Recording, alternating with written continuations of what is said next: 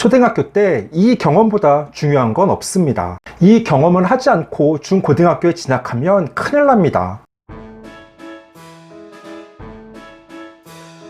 안녕하세요. 반갑습니다. 초등교사 해피 선생입니다. 오늘은 초등학교 때 아이들에게 꼭 필요한 경험에 대해 이야기해 보려고 합니다. 과연 그 경험이 무엇일까요? 지금부터 자세하게 이야기해 보겠습니다. 출발! 초등학교에서 아이들을 보면 특정 과목을 싫어하거나 유독 못하는 경우가 있습니다. 예를 들어 다른 과목의 학업 성취 수준은 높은데 사회를 싫어하거나 또는 과학을 못하는 아이들이 있습니다. 저 같은 경우 교실의 대형 TV 화면에 아침마다 그날의 시간표와 과제, 새 소식 발표 순서 등을 크게 띄워 놓습니다. 물론 교실 앞에 시간표가 게시되어 있지만 아이들에게 잘 보이게 하려고 매일 대형 TV 화면으로 보여줍니다. 아이들이 등교해서 가장 먼저 교실 앞의 TV 화면을 보며 시간표를 확인하고 사물함에서 교과서를 꺼내 본인의 책상 서랍 안에 넣습니다. 그러면서 한마디씩 합니다. 아이, 오늘 수학 들었네. 나 수학 너무 싫은데. 뭐야, 1교시부터 영어잖아. 짜증나. 아이들이 초등학교 때 각 과목에 대한 긍정적 경험을 쌓아야 합니다. 그게 정말 중요합니다. 고등학교 1학년인 제 아들의 이야기를 잠시 하겠습니다.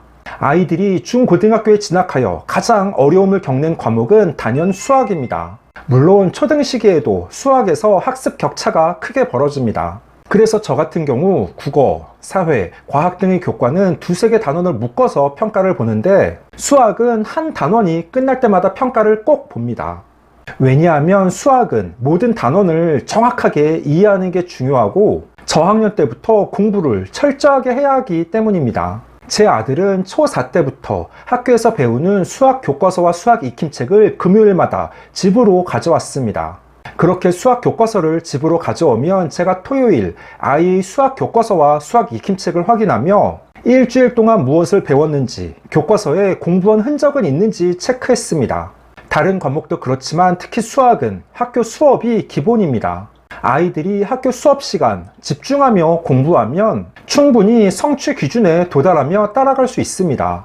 하지만 실제 학교 현장에서는 수업 시간 선생님의 말씀을 잘 듣고 열심히 참여하는 아이들이 그렇게 많지 않습니다. 교사인 저는 그러한 현실을 잘 알기 때문에 아이에게 수학 교과서를 주말마다 집으로 가져오도록 했고 제가 직접 확인했습니다. 물론 아이에게 제 의도를 설명했고 반복해서 학교 수업이 중요하다는 점을 강조했습니다. 아이가 고학년 때에는 손을 들고 앞에 나가서 수학 문제를 푼 적도 많았다고 합니다. 학교에서 있었던 일을 조잘조잘 이야기하면 칭찬을 해준 기억이 있습니다. 예전 저희가 어릴 때에는 학생들을 앞에 나와서 수학 문제를 풀도록 한 선생님들이 많았는데 요즘은 별로 없는 편입니다. 앞에 나와서 문제를 풀면 긴장되고 떨려서 잘하는 아이들도 실수를 하는 경우가 많고 아이가 틀리면 부끄러워하기 때문입니다. 그런데 제 아들은 종종 자발적으로 앞에 나가서 문제를 풀어 오히려 자신감이 생겼다고 합니다.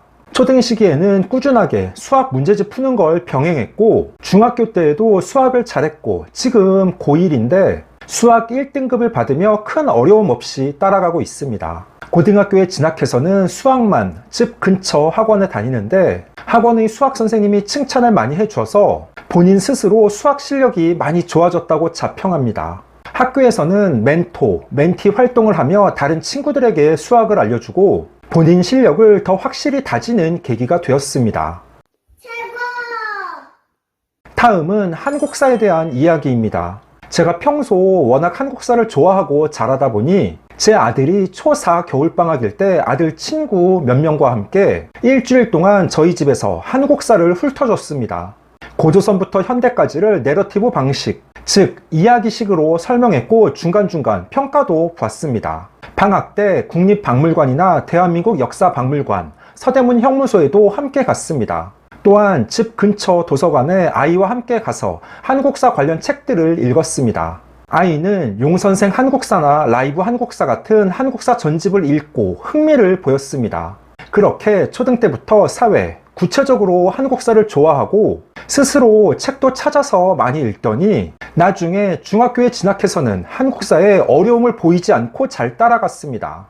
다른 친구들은 중학교 때 한국사를 공부하느라 스트레스를 받고 어려움을 겪을 때 제 아들은 초5 때 한국사를 튼튼하게 다져놔서 중학교 한국사는 교과서를 중심으로 반복하며 내용을 확인하는 차원에서 공부해도 충분했습니다. 즉, 초등 5학년 때 한국사 공부를 소홀하게 한 아이들은 중학교 때 심화된 한국사의 어려움을 겪는데 제 아들은 쉽게 한국사를 공부했고 성적 역시 잘 나왔습니다. 고1 1학기 때에도 한국사는 무난하게 1등급을 받았고 한국사는 반에서 본인이 가장 잘할 것이라는 자신감도 가지고 있습니다.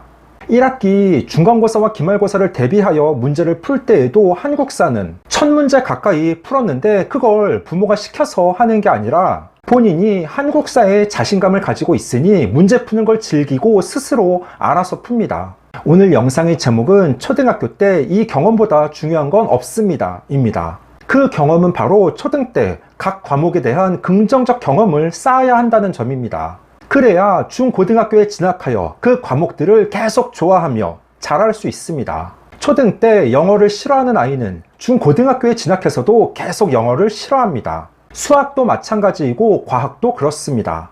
그러면 보호자들께서는 어떻게 해야겠습니까? 평소 초등 자녀들과 많은 대화를 해서 자녀가 각 교과에 대해 어떻게 생각하는지, 어려움은 없는지 파악하고 계셔야 합니다. 분명 아이들마다 싫어하는 과목 한두 가지는 있을 것입니다. 자녀가 그 과목을 왜 싫어하는지 원인을 파악하여 쉽고 재미있는 책을 도서관에서 찾아 읽도록 하고 주말이나 방학 기간을 활용하여 부족한 부분을 보충할 수 있도록 해야 합니다. 의외로 아이들이 처음 과목을 싫어하는 이유는 단순하고 대수롭지 않은 것일 수 있습니다. 하지만 시간이 지나며 그것이 계속 강화되어 나중에 중고등학교에 진학해서는 그 과목에 대한 기초가 부족하여 아예 따라가기 어렵게 됩니다. 소설가 김영하 작가는 책을 읽어도 구체적인 내용이 기억나지 않는다. 자꾸 잊어버리는데 그래도 책을 읽어야 하는지? 라고 묻는 독자의 질문에 이렇게 대답했습니다. 계속 책을 읽어야 합니다. 왜냐하면 책에 대한 긍정적 이미지는 계속 남아있기 때문입니다. 초등 때의 공부도 마찬가지입니다. 아이들이 어떤 특정 과목에 대해 부정적인 느낌을 갖고 꺼려하면 안 됩니다.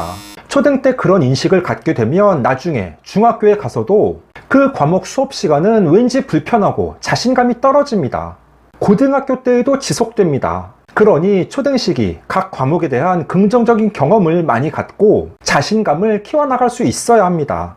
보호자들께서는 오직 영어와 수학 공부에만 집중하는 경향이 있는데 의외로 한국사, 과학, 국어 교과를 어려워하고 싫어하는 아이들도 많습니다.